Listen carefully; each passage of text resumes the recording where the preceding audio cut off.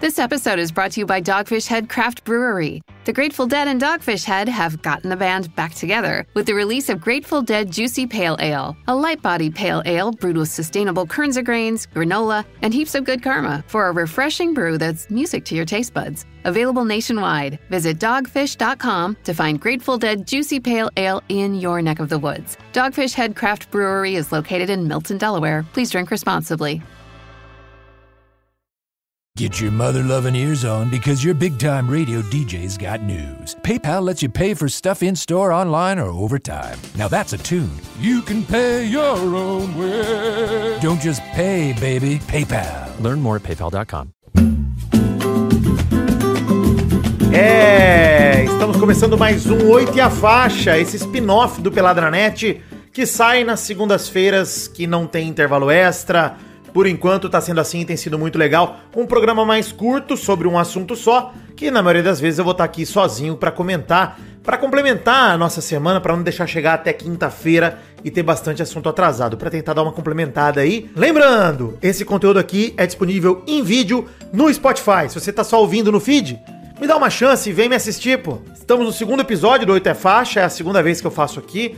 Na semana passada não teve 8 é Faixa porque teve intervalo extra garantido pela galera do financiamento coletivo. Então, muito obrigado a todos vocês. Esse programa se chama 8 e a Faixa porque eu sou o Vidani, eu sou o Camisa 8, é meu número favorito, e eu sou a faixa também, o capitão aqui do Peladinha. E hoje mais uma Camisa 8 e a Faixa. Não se importe que eu tô de calça de pijama, porque isso faz parte da realidade.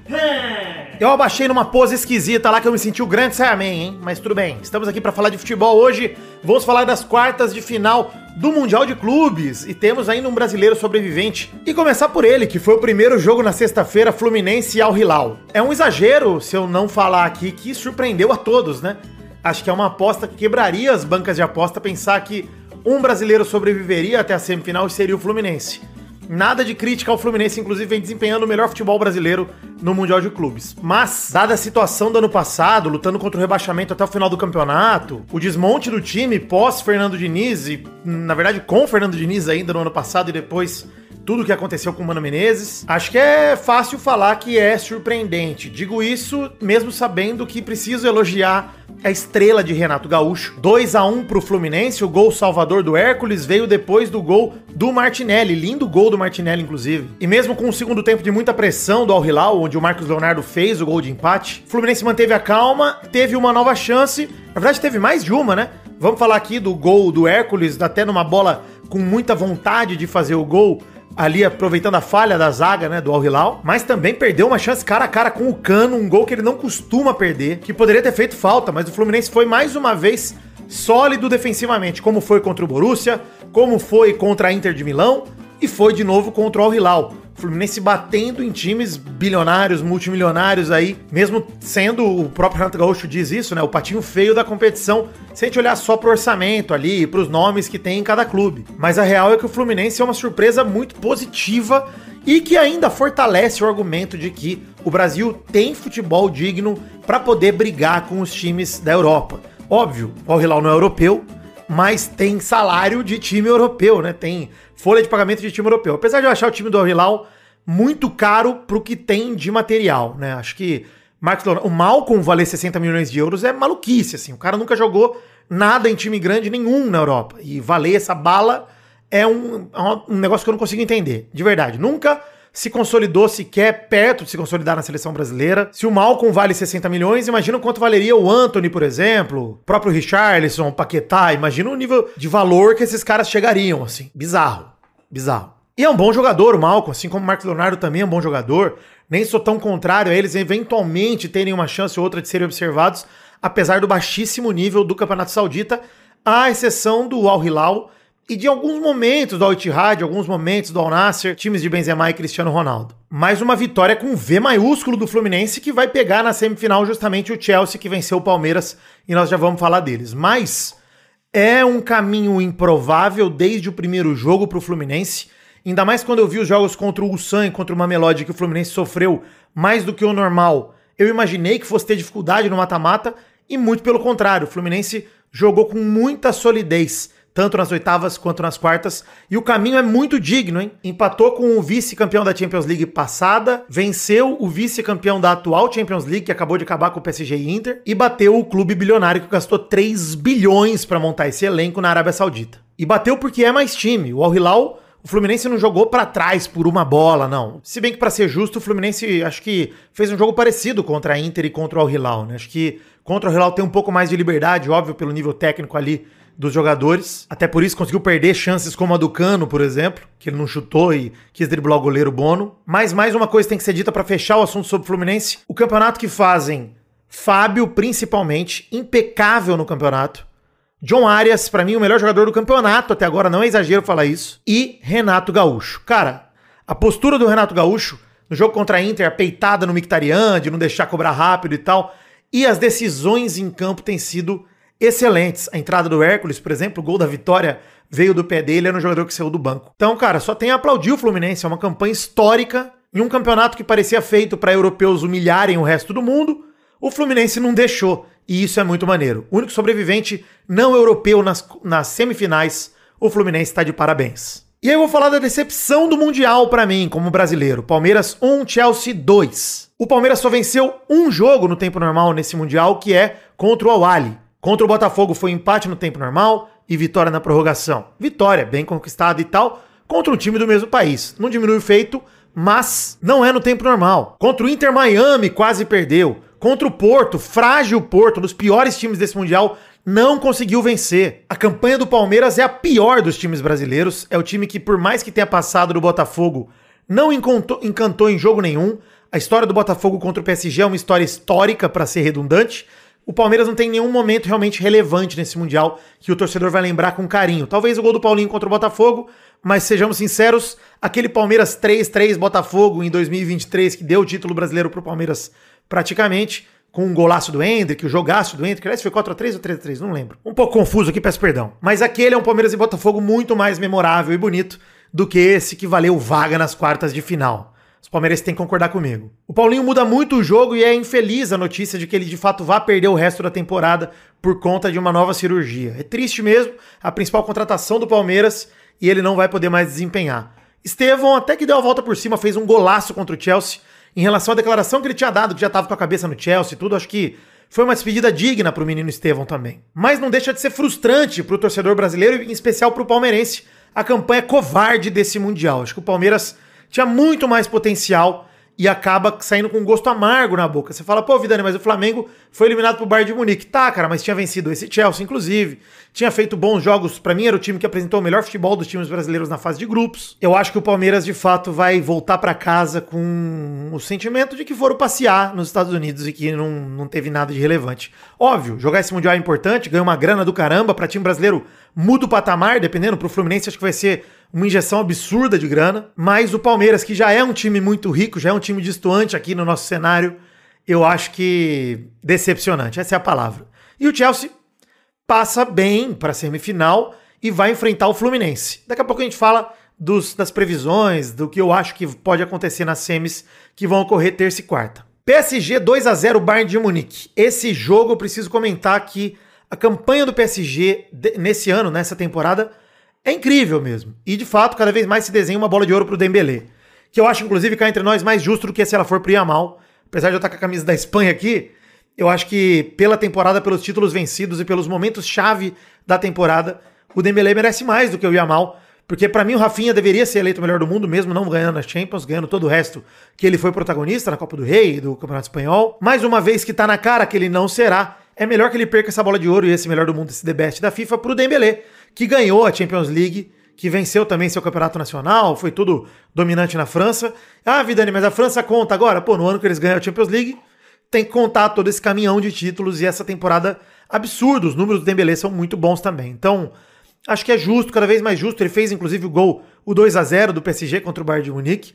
O outro gol foi pra mim, o melhor jogador jovem da temporada, o Doué, junto com o Yamal ali, pau a pau, mas o Doué também apareceu nos momentos-chave da Champions League, apareceu muito bem na final e apareceu agora nessa grande final antecipada, que era PSG e Bayern, né? E a cena chocante do jogo é a lesão do Musiala infeliz na saída do Donnarumma, que eu tô com o Neuer também, acho que o Donnarumma, ele foi um pouco imprudente ali, ele tá jogando sério ali e é um acidente de trabalho, não acho que ele foi maldoso, mas poderia ter ido com um pouco mais de cuidado com o companheiro de trabalho. Acho que ele entrou firme e a cena é tenebrosa. Para quem... Eu tenho o ligamento tornozelo rompido e ver aquela cena me deu arrepio assim no corpo inteiro, absurdo. Não veja, tá? Se você não viu a cena do tornozelo do Musiala, não veja, não recomendo. É uma lesão graficamente, o pé dele solto ali, parece a mão assim, ó, balançando. É o pezinho do Musiala, nossa, asqueroso. Sério, não vejo. Mas excelente resultado do PSG, que faz uma temporada assombrosa e vem se consolidando para ser finalista, para ser campeão desse campeonato, apesar de ter pela frente o Real Madrid. Vamos falar de Real Madrid 3, Borussia Dortmund 2. Jogo absolutamente controlado pelo Real Madrid até os acréscimos do segundo, né? Real Madrid vencia por 2-0 por, 70 e poucos minutos. Saiu o 2-1, o Mbappé já fez um golaço de voleio para voltar a botar o Real na frente com o 3-1. E aí é pênalti, é gol do Borussia, e aí fica o 3-2 e o Courtois salva uma bola em cima da linha no último lance. Tem um negócio do Real Madrid que é um time em reconstrução, com o Xabi Alonso na frente. Foi só o Asensio entrar em campo que o Real tomou 2 gols, né, Asensio? Vamos lá, né? Zagueiro horroroso do Real Madrid, o Maguire de Madrid, um cara tenebrosamente terrível, mas a verdade é que o Real já tava tirando o pé, com um monte de reserva em campo, na hora que saiu 3-2, o jogo foi controlado do Real Madrid, esse placar e esse momento do jogo poderia ter colocado tudo a perder, mas durante a maioria do jogo o Real Madrid se comportou muito bem e venceu tranquilamente o Borussia Dortmund, dá pra dizer. E esse é o problema do Real Madrid nesse tipo de competição, né? Você vai deixando chegar, a camisa vai pesando. Ah, Vidani, você acredita nessa mística da camisa pesar? Não é uma questão de crença, é uma questão de jogadores respeitarem aquele elenco multicampeão. Você vê um Modric entrando, já foi melhor do mundo, você vê o Mbappé em campo, você vê o Vini em campo, você sabe o que eles têm pra entregar, você vê o que o Haaland tá jogando, que tá expulso, inclusive, não vai jogar semifinal. Se você passar de todos os zagueiros, ainda tem um goleiraço com a Courtois. O Gonzalo Garcia, esse atacante jovem, revelação, fazendo mais um gol e sendo, de novo, importante, determinante, num campeonato, cara, onde ninguém conhecia ele. O Real Madrid é uma força sobrenatural no futebol. E nunca dá pra tirar ele do baralho pra descartar o Real Madrid. Agora, favorito? Confronto PSG e Real Madrid? PSG, pelo momento, tem que ser considerado favorito. PSG que teve 2 expulsos no jogo contra o Bayern de Munique, o Pacho e o Lucas Hernandes. Eu tô achando que o Xabi Alonso não vai confiar no Asensio num jogo desse tamanho. Acho que ele vai vir de Éder Militão, que tá voltando de lesão. Resta saber se tem condição de jogo de fato, né? Do jogo inteiro. Ainda mais um jogo nessa intensidade contra o PSG. Mas eu prefiro o Militão quebrado do que o Asensio 200%. Então vamos lá, Fluminense e Chelsea, semifinal, pra mim, jogo aberto, apertado pra caramba, por tudo que o Fluminense vem demonstrando, e o caminho que vem trilhando nesse Mundial é um caminho digno de muita nota e de esperança pro torcedor tricolor. Óbvio, favoritismo do Chelsea, o elenco de novo, multimilionário, cheio de jogadores muito bons. A gente viu o Andrei Santos, o que ele jogou contra o Palmeiras, jogou muito bem, e ele é reserva daquele Chelsea, que tem um Cole Palmer, uma revelação do futebol inglês dos últimos anos, um excelente jogador. Mas não acho que no Chelsea seja impossível, seja um jogo muito difícil, muito distante do que o Fluminense já enfrentou contra a Inter, já enfrentou contra o Hilal, já enfrentou contra o Borussia. Pra mim, é muito parecido o nível que ele vai enfrentar. E agora vamos ver se o Renato Gaúcho vai ter plano de jogo. Eu acho que o que pesa contra o Fluminense é a sequência exaustiva de jogos difíceis, que é realmente o que acaba pesando para times zebras em campeonatos mata-matas de tiro único, né? Por exemplo, uma Copa do Mundo, quando chega uma Coreia do Sul, numa semifinal como em 2002, falta perna, falta tudo na semifinal. Agora, não dá pra duvidar desse Fluminense, não é nenhuma surpresa se ele for parar na final, e digo mais, eu particularmente torço pra isso, torço pra que o Fluminense vá pra final, gostaria muito de ter os europeus tremendo na base sobre a sua hegemonia, mesmo que eu saiba que as chances da gente ter um sul-americano campeão são muito baixas, quando enfrentar o PSG ou o Real Madrid na final, eu acho que aí vira aquele jogo de Mundial de fim de ano, jogar por 1-0, jogar por uma bola, como foi São Paulo contra Liverpool, como foi Corinthians e Chelsea, apesar que Corinthians e Chelsea, o Corinthians jogou bem mais pra frente do que eu esperava que fosse jogar lá em 2012, né? Mas no fim é isso, acho o jogo aberto pra Fluminense e Chelsea, com um leve favoritismo do Chelsea, mesma coisa pra PSG e Real Madrid, jogo aberto também, aí até um pouco mais de favoritismo pro PSG do que pro Chelsea em relação ao Fluminense, PSG em relação ao Madrid, por contra o momento dos clubes e tal. O que pesa contra o PSG é o desgaste físico de uma temporada intensa e longa, que os jogadores mal tiveram férias, e as 2 expulsões. Óbvio, Haaland também fará falta, Asensio pode ser um bom reforço pro PSG, mas vamos ver o que vai acontecer no jogo da próxima quarta-feira. Lembrando, Fluminense e Chelsea, 4 da tarde de terça, e PSG e Real Madrid, 4 da tarde de quarta-feira. Acesse o site do Peladranet, peladranet.com.br, que tem link pra tudo lá, inclusive de redes sociais, grupo do Telegram para você participar mais com a gente. Tem link também para produtos que a gente vende na Podcast Store, canecas, camisetas, um monte de coisa, dá uma olhada lá. Estamos com parceria com a Iron Studios. Usando o cupom PELADA10, você tem 10% de desconto nas figuras de esporte que são o Maradona e o Anderson Silva. Então, entra lá na Iron Studios, usa o cupom do Peladinha e de quebra saia com figuras maravilhosas para sua coleção. Eu tenho muitos amigos aqui, inclusive tô esperando o meu Maradona, hein? Que deve estar para chegar. E para você que gostou disso aqui, peço que você considere colaborar no financiamento coletivo com o que couber no seu orçamento. A partir de R$1, você pode ajudar a gente a produzir cada vez mais conteúdo por aqui. Esse conteúdo aqui, em vídeo, no Spotify, esse conteúdo não é graças ao financiamento coletivo. É uma iniciativa que eu tenho tomado sozinho, mas a gente tem intervalo extra, tem outro programa extra agora como meta estendida de R$5.000, então colabore com o que couber no seu orçamento. E para você gravar com a gente aqui no Peladinha, no programa regular que sai quinta-feira no feed, você pode colaborar com R$300 e participar da mesa redonda junto com a gente. Você, tricolor, quer comemorar o excelente campeonato mundial do seu time? Colabore com R$300, de repente a gente já te chama pra gravar essa quinta, quem sabe? Vem gravar conosco, colabore no Apoia-se no Patreon ou na Chave Pix.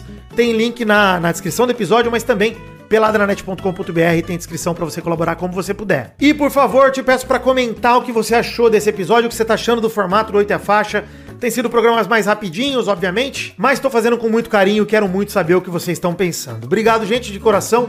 Fiquem com Deus e até a semana que vem pra mais um 8 e a Faixa. Acredito que estaremos aqui, mas quinta-feira logo aí tem Peladinha de novo. Valeu, alegria!